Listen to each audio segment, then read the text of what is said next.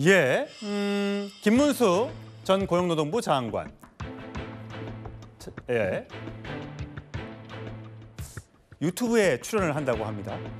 보수 강경 유튜브에 출연을 한다고 하는데 처음에는 출연한다고 했다가 지금은 검토 단계다라는 얘기가 나오고 있습니다. 이 두 사람 모두 비슷한 위치에 출연할 것 같은데 먼저 이 두 사람을 반대하는 또 한 명의 당대표 후보의 목소리 들어보고 오시겠습니다. 당의 혁신의 뜻을 함께하는 혁신 후보끼리 손을 맞잡아야 합니다. 내란 혐의로 재판받고 있는 윤석열 전 대통령을 추종하는 세력이 당의 대표가 되고 주류를 이룬다면 즉각 우리 국민의힘에 대한 해산 작업에 들어갈 것입니다. 예, 김진욱 전 대변인. 오늘 조경태 예비 후보도 기자회견을 하면서 아직도 정신 못 차리는 국민의힘 당 일원이 있다면 강성 거대 여당에 의해 해산 작업에 들어갈 가능성이 매우 높다라고 얘기를 하면서 그러면서 이게 계엄에 반대하고 또 탄핵에 찬성했던 사람들 모아야 한다, 힘을 모아야 한다, 단일화를 해야 된다 이렇게 주장을 했습니다. 지금 국민의힘의 전당대회가 이제 8월 22일로 예정이 되어 있는데 과연 국민의힘이 이 탄핵의 강을 지난 대선을 통해서 건너왔나라는 부분에 대해서 다시 한번 확인하는 자리가 되었다 이렇게 봅니다. 일반 국민들은 아직까지 국민의힘이 이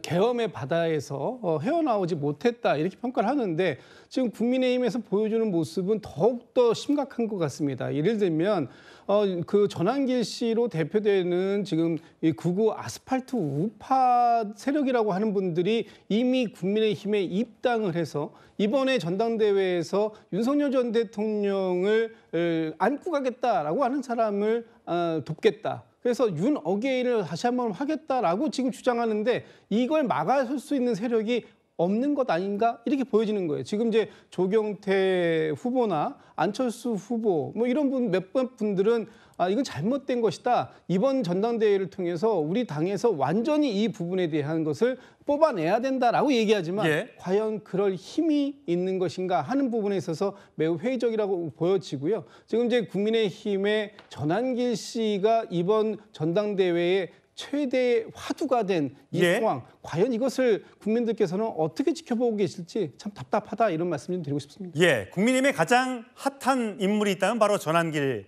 강사일 겁니다. 목소리 확인하시죠.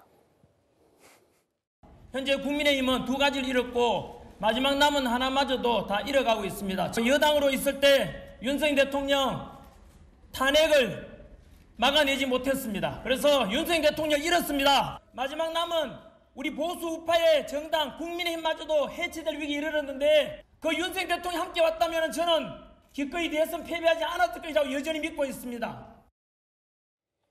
전환길 씨는 역사 강사를 그만두고요. 지금 전환길 뉴스라는 유튜브를 하고 있습니다. 꽤 많은 구독자를 보유하고 있는데 여기에 이 유튜브 방송에 장동혁 의원이 출연하겠다. 김문수 전 장관도 출연을 검토하고 있다라고 하고 있습니다. 이 전환길 씨를 향한 이 두 사람의 목소리도 함께 준비했습니다. 전환길 씨는 당에 이미 입당을 했더라고요. 그리고 당에서 그 입당 절차에 하자는 없다. 우리 당은 입당하는 사람을 특별한 문제가 없으면 일단 받아들여야 된다고 보고. 제 토론에 왔던 모든 분들은 그동안 국민의힘을 지지해왔고 탄핵 국면에서 그 누구보다 열심히 국민의힘을 위해서 싸워왔던 분들입니다. 그때는 함께 싸우고 그분들께 감사한 마음을 전했던 사람들이 이제는 대선에 패배했으니 곁에 오지 말라고 하는 것은 보수 정당이 보여줘야 되는 모습은 아니라고 생각합니다. 예, 최소한 평론가. 이번 국민의힘 전당대회는 친윤, 반윤, 친한, 비한 뭐 이런 것들이 아니라 누구 말 맞다나 친길, 반길, 전환길을 어떻게 품을 것이냐, 배척할 것이냐 이 후보들 간의 싸움이 될 것 같다는 얘기가 나오고 있어요. 지금 물론 19일부터 22일까지 했던 여론조사 결과고 한동훈, 나경원 이 두 사람의 불출마가 감안되지 않은 여론조사입니다만 지금 이렇게 숫자가 16.2, 네. 15.2 이렇게 나오고 있어요. 이번 전당대회 전한길 씨의 영향력이 얼마나 될 걸로 보세요? 좀 일정 부분 있을 거라고 봐요. 근데 지금 장동혁 의원이 얘기했던 것처럼 그 함께했던 사람들이 이제 대선 패배했으니까 이제 당신들이 옆에 오지 마라. 그건 부적절하다. 저는 동의합니다. 그건 뭐냐면 보수 정당의 가치 중에 포용성이 있어요. 그다음에 다양성이 있어요. 근데 저기서 간과한 게 하나 있습니다. 책임성이라는 거죠. 우리 정치에서 책임이라는 걸 빼고 나면요. 권위와 굴림밖에 남지 않습니다. 그런 측면에서 저는 지금 전한길 씨가 다시 한번 여기 화두로 등장하고 있는 거는 뭐 40만 유튜버를 가졌고 10만 당원을 갖고만 바꾸겠다 이런 게 아니라 아직도 저는 당이 정체성에 대한 혼란을 겪고 있는 방증이라고 생각을 하는 겁니다. 그러니까 앞으로 나아가야 되는데 뒤를 어디까지 정리해야 할지 예. 지금 이거를 아직까지 판단을 못 하고 있는 거예요. 그래서 여기 보면 지금 차기 당대표 선호도도 나오지만 또 국민의힘의 그 당원들만 대상으로 했을 때 또 다르게 나오거든요. 예. 근데 이번 결국에는 예선은 국민 여론조사 50과 당원 투표 50이지만 이게 마지막 4명의 결혼 4인 결선 컷으로 가게 되면은 당원 80대 결국 국민 여론조사 20으로 가기 때문에 예. 그것이 변수가 또 될 수밖에 없는 상황이라 예. 많은 후보들이 지금 결국 전환기를 어디까지 포용할 것인가가 전략의 중심이 되는 거죠. 그런 측면에서 건너가기라는 이번에 혁신 전대회인데 이것이 얼만큼 지금 당원과 국민들에게 강력한 임팩트를 줄지 조금 의문은 듭니다. 예, 지금 최수영 평론가가 이야기했던 것처럼 국민 지지층을 놓고 하는 여론조사와 전국민 여론조사의 숫자의 차이가 있습니다. 이거는 조원 CNI 조사고요. 다른 여론조사도 보면요. 숫자가 비슷하게 나옵니다. 예, 다음 여론조사요.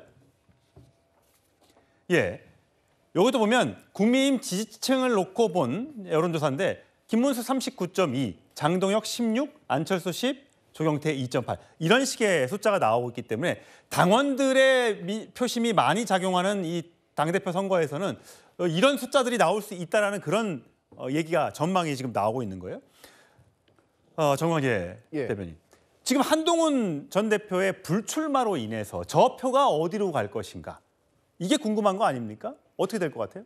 일단 한동훈 전 대표를 지지하려고 하는 사람들은 쇄신 개혁파겠죠. 그러면 지금 7명의 후보가 이번 당대표 선거에 나올 것으로 예상이 되는데 이 가운데 한동훈 전 대표와 뜻을 그 큰 의미에서 뜻을 같이 하는 그룹은 그래도 안철수, 조경태 후보 정도가 되지 않을까 싶고요. 양향자 후보도 있고. 양향자 후보가 있지만 지금의 인지도나 대중적인 그 정치 기반을 생각한다면 조경태, 안철수 후보가 나눠 가질 가능성이 가장 크겠죠.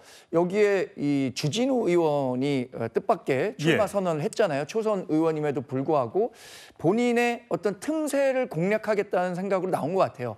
그러니까 개혁 쇄신파의 목소리도 중요하고 이 강성 지지자들을 흡수해야 한다는 목소리도 있지만 이렇게 양극단으로 가게 될 경우에 우리 당이 또 분열할 수 있다는 그 걱정을 하는 분들도 있거든요. 예. 주진우 의원은 그 걱정하는 사람들의 목소리를 대변하겠다는 생각으로 나온 것 같아요.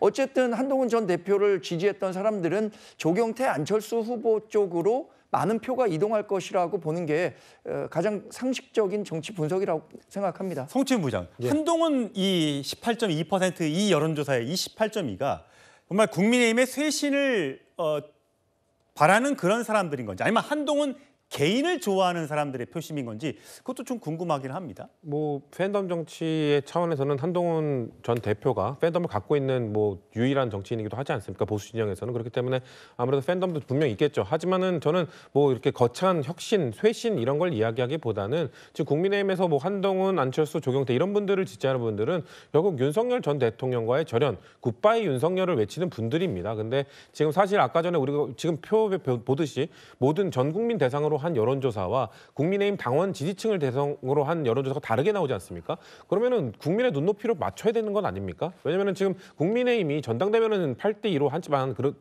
선거는 전 국민 대상으로 하잖아요. 지방선거, 총선, 대선 모든 국민을 대상으로 합니다. 예. 그러면 당을 국민의 눈높이에 맞춰서 이끌어가는 사람이 돼야 되는 건 아닙니까? 그러면 한동훈 전 대표가 됐든 안철수 의원이 됐든 조경태 의원이 됐든 이전에 김용태 비대위원장과 그 윤희숙 혁신위원장이 이야기했던 굿바이 윤석열을 할 수 있는 사람이 돼야 되는 건데 근데 지금 당심 같은 경우에는 지금 굿바이 윤석열이 아니라 윤석열 어게인을 외치는 사람들이 지금 유력하게 거론되고 있는 거잖아요. 그렇기 때문에 지금 국민의힘 전당대회 흐름은 혁신으로 가는 것이 아니라 과거로 가고 있다. 저는 여당 입장에서 봤을 때는 저희가 협치의 대상은 윤석열 어게인이 아니라 굿바이 윤석열을 할 수 있는 정당과 협치를 할 수 있는 겁니다. 근데 지금 이 흐름으로는 만약에 새로운 지도부가 나온다? 그럼 저희 민주당의 입장에서 봤을 때는 협치의 대상으로 과연 삼을 수 있겠는가? 내부에서도 좀 격렬한 논쟁이 있을 거라고 생각합니다. 예. 조금 전에 국민의힘 정광재 대변인이 얘기했던 것처럼 주진우 후보는 김문수, 장동혁 후보는 반탄파로, 안철수, 조경태 후보는 찬탄파. 서로 내부 총질과 구굴하며 청산하겠다고 한다. 내가 이 끝나지 않는 전쟁을 내가 끝내겠다라고 이야기를 하고 있습니다. 어떻게 끝낼 수 있을까요? 워낙 지금 첨예하게 양쪽으로 나뉘어져 있는 국민의힘의 이 당심, 어떻게 하나로 모을 수 있을까요? 보수를 사랑하는 그런 분들은 지금의 국민의힘을 어떻게 바라보고 있을까요? 전당대회 8월 말쯤에 있을 예정인데 시간이 별로 없죠. 관련된 이야기는 계속해서 저희가 주제로 준비해서 이야기해 보도록 하겠습니다.